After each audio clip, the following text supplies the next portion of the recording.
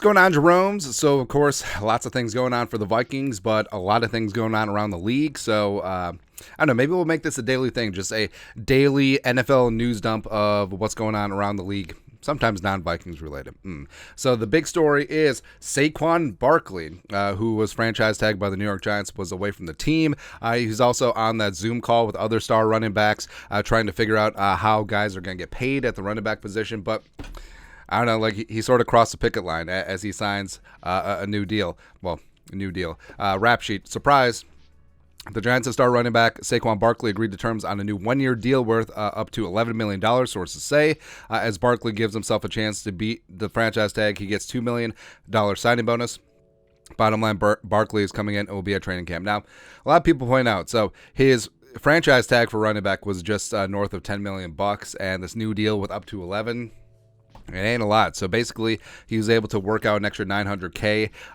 They can franchise tag him next year, but it would act as like a second franchise tag, so we'd have a 120% increase, and his 2-year total would be up there with Derrick Henry in terms of top running back money. So maybe it's a win, but also, I mean, it just seemed, especially since it was so close after that Zoom call, which Barkley was on, and it seemed like they were united, but he did what was best for him, and the running back market is rough right now, man. It really is. But Saquon, if he has another good season, he'll be at the Pro Bowl games, and they're back in Orlando.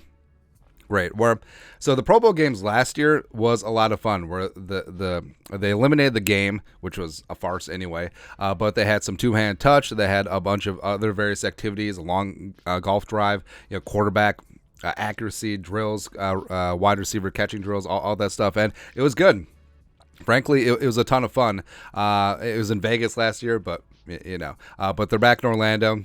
I do kind of miss the days when they would just fly out to Hawaii, like everyone. But maybe it's not feasible in a multi-billion-dollar industry. It happens, man. But Orlando, I mean, Orlando's fine. I mean, it's warmish in February, and Disneyland is great for the kids and all that stuff. But also I love in the graphic they used JJ and Jamar Chase.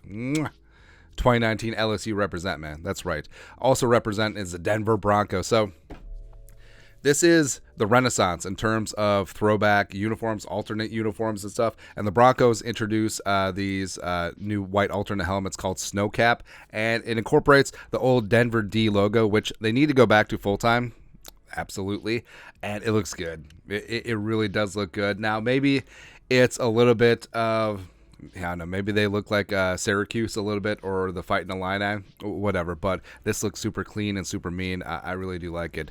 Something I don't like is, so Jimmy Graham is apparently back, and when I saw the news alert, Jimmy Graham signs with the Saints, I assumed it was a one-day contract, ceremonial, retire a Saint, because, Jimmy Graham, that's just the U being the U. Like, he was a bad dude back in the day on some of those Saints teams for like a 4 or 5 year stretch. But then he went on a sojourn. Like, he ended up in Seattle, ended up in Chicago, whatever. And he's actually been out of the game for 2 years, and he's 36. It'd be like me walking in, be like, hey, let's do this. But apparently he did sign a 1-year deal with the Saints. Now, is he guaranteed to make the rooster out of training camp? TBD. But super interesting, man. Super. And also, I always love Jimmy Graham's dunk. It was like him and Tony Gonzalez perfected the dunk. 2 former basketball players. Perhaps you've heard of it. Also, it got a banned. They banned dunking on the goalpost after he ruptured one. It's funny, man. Anyways, Jameson Williams. So Jameson Williams, who missed the bulk of last season with a torn ACL, he had 1 catch for 41 yards and a touchdown against the Vikings. But he suspended the first 6 games of the year for gambling on sports. More on that in a sec. But also, this is from Dov Cleveland. Jameson Williams, who's suspended to start the season, suffered a leg injury which forced him out of Monday's practice.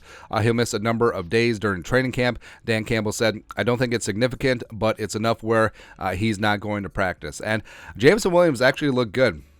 The team put out some video clips of him running routes and stuff, so it's unfortunate, and hoping for the best for Jameson Williams. But yeah, at least if he can't participate in training camp and preseason, at least he'll have 6 games to get healthy. It's like a de facto pup. There you go. Speaking of gambling on the NFL, so the NFL's not done, just like clapping dudes, right? So Chris Thomason Miss Thomason, baby, come back. So Broncos defensive lineman Ayoa Awuzurike suspended indefinitely for betting on NFL games in 2022. Will miss 2023 season. Can't apply for reinstatement until next July. So it's the major one. So it's implied that he was likely betting on NFL games. And I mean, on one hand, the NFL wasn't really clear about the rules, but now the rules are crystal clear, and I don't know, just don't bet on NFL games and don't bet in the team facility. I mean, that's it. And maybe it really is a blessing in disguise that Minnesota sort of kiboshed the sports betting bill, so Vikings players can't bet in the great state of Minnesota.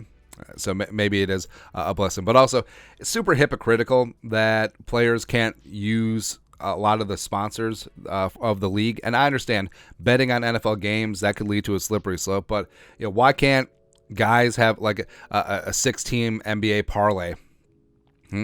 Why not? Yeah, and I was like, oh, they did it from the team facility. Okay, but the team facility is literally sponsored by FanDuel or DraftKings, so I don't know, man, or Caesars, whatever. So one of our crushes who I wanted forever, just like Trey Turner. So Andrew Norwell, great guard, formerly of Ohio State, formerly of the Jaguars and whatnot, and the Panthers. He started 16 games for the Commies last year, and they released him. So maybe it's finally time. I mean, Norwell is 31, and last couple seasons certainly aren't up to snuff with his Pro Bowl type play from previously, but you never know. Someone who also, by the way, Teddy Bridgewater, 2015 Pro Bowler. Nailed it. So the Lions worked out Hey Teddy, our guy, on Monday. Now, the Lions, this would actually make sense because behind Jared Goff, you got Hendon Hooker and whatnot, but having Teddy as a solid QB2 could be a solid mentor for Hendon Hooker, even though they're the same age. But Teddy, I mean, he was going to be the guy in Minnesota, and I will die on this hill that in year 3, Teddy was ready to make the leap because he looked good in training camp. He added some good weight. His outside the numbers deep ball had some more zip on it, and he was looking good before his legs socially distanced from his body. But it sort of is what it is, and he was just never the same. But he's bounced around the league from the Jets to the Saints to the Panthers to the Broncos in 2021 and the Dolphins last year. I think that he is a super high-end backup quarterback. Am I ready to say he'll be a starter again?